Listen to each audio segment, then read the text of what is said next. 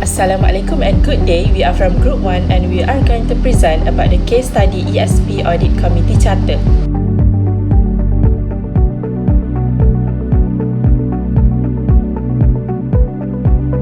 I will explain the first key issues we found in the ESP Audit Committee Charter, which is no mention of IIA standards IPPF in the ESP Audit Committee Charter. Before we go to the issue, let me begin by explaining what IPPF means. IPPF stands for the International Professional Practices Framework. It is a set of international standards and guidelines created by the Institute of Internal Auditors, or IIA.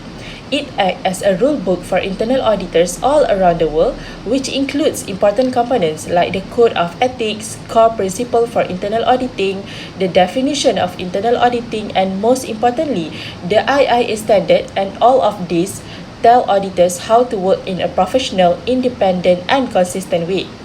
In short, IPPF ensures that internal auditors are done properly, ethically, and according to global best practices. Now, in the ESP Audit Committee Charter, there is no mention at all that the internal audit team should follow the IPPF or IIA standards. There is no clause requiring the Chief Audit Executive or the internal audit function to comply with these professional guidelines. This is a serious weakness in the Charter. But why is this a problem? First of all, without clear reference to the IPPF, the internal audit team has no formal standard to follow. This can lead to inconsistency, lower audit quality, and even ethical risk. Secondly, it may cause confusion. Both the management and the board may not know what to expect from internal audit because there is no benchmark being followed. And thirdly, this issue could harm the credibility and independence of the audit function. If an external party were to access the company's internal controls, they might question the professionalism of the audit work. So, what do we recommend? We suggest that the ESP Audit Committee Charter should be updated to include a clear statement that internal auditing activities must follow the IPPF issued by the IIA. For example, the Charter can include this line: the internal audit activity shall be conducted in accordance with the Internal Professional Practices Framework issued by the Institute of Internal Auditors, IIA. By doing this, the company shows commitment to professional audit standards, and the board can have more confidence in the quality, objectivity, and consistency of the internal audit function.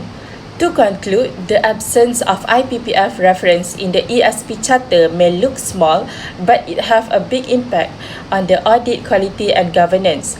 Adding this one important line could strengthen the audit function, align it with global best practices, and improve the reliability of the whole audit process. Thank you for listening. That's all from me, and next part will be continued by Shafiqah. Thank you, Anis. Now, I will continue for the next issue, which is external auditor fee managed by the Chief Audit Executive. The ESP Audit Committee Charter includes a provision stating that the external public accountants fee are to be managed by the Chief Audit Executive and summarized for committee review and approval. This clause raises a concern as it creates a conflict of interest and threatens the independence of both audit functions.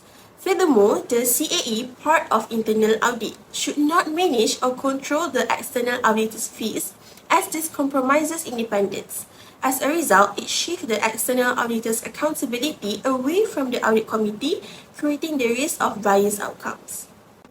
Moreover, external auditors must remain free from influence, especially from internal staff whom they may also need to review or check.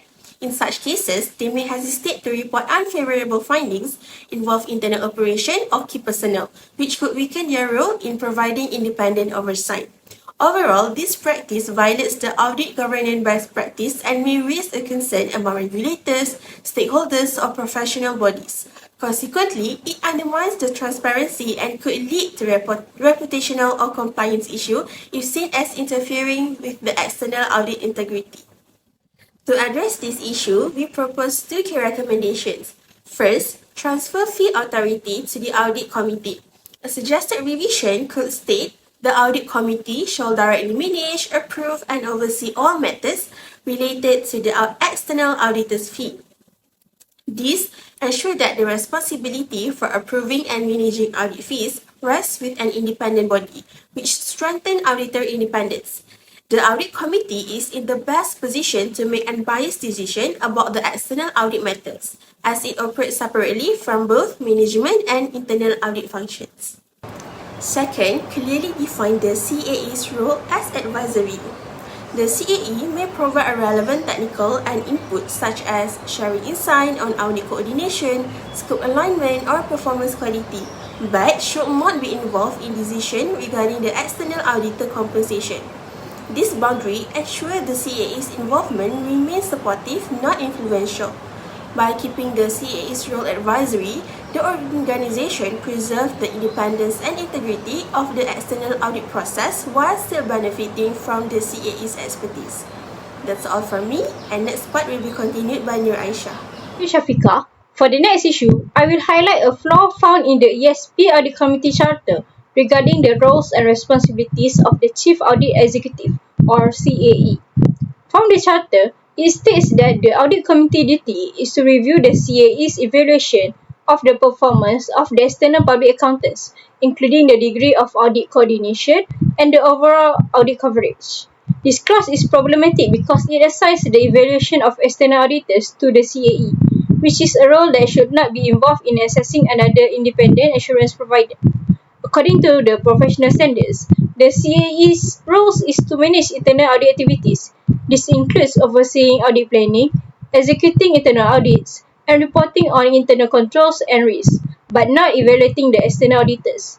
In contrast, the overall of the audit committee is to be the body responsible for directly evaluating the external auditor's performance.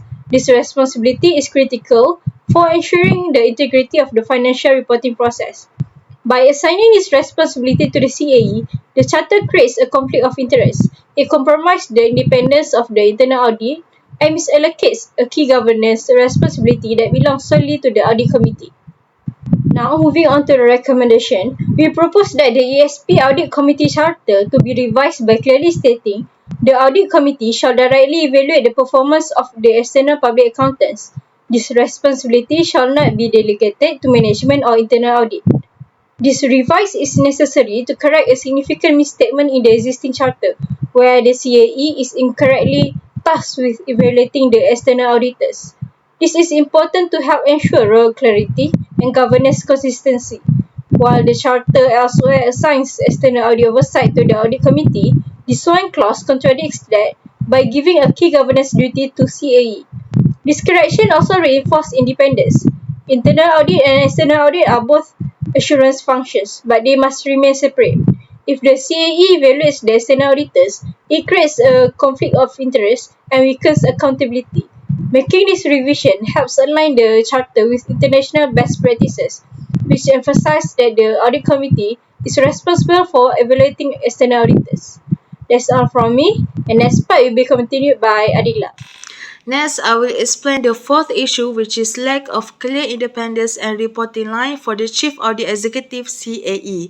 According to the international standard for the professional practice of internal auditing, the Chief Audit Executive must report functionally to the Audit Committee and administratively to senior management. However, after analyzing the ESP Charter, we found that although the CAE has multiple responsibilities, the document fails to clearly state who the CAE reports to functionally. There's no mention of the audit committees approving the CAE's hiring, composition, or even directly evaluating their performance. Let's look at the evidence in the charter to support this issue. In Duty 8, the audit committees reviews the internal audit plan, staffing, and budget with the CAE, but it doesn't mention who approved the budget or allocate the resources, which could still fall under management's control. In Duty 10, while the committees approve the annual audit plan, this alone is not enough to protect the CAE's independence if other aspects like performance review and reporting rights are still tied to management. Duties 11 through 13 also involve the CAE presenting audit work, consulting decision and compliance findings, but again none of these duties define a proper governance structure or accountability chain for the CAE. Why is this a problem? If the CAE is not clearly reporting to the audit committee, it creates a risk that the internal audit function could be influenced or even restricted by senior management, especially if the audit is involved sensitive areas or executive level issues. This weakens the independence and objectivity of the internal audit function and goes against IIA best practice. To address the issue, firstly, the Charter should be revised to explicitly state that the CAE reports functionally to the audit committees and administratively to senior management such as the CEO. This functional reporting relationship is essential to ensure that the CAE can perform audit responsibilities objectively and free from management influence. Second, the Charter should require private meetings between the CAE and the audit committee at least annually without management present to allow for open discussion or sensitive or high risk issue.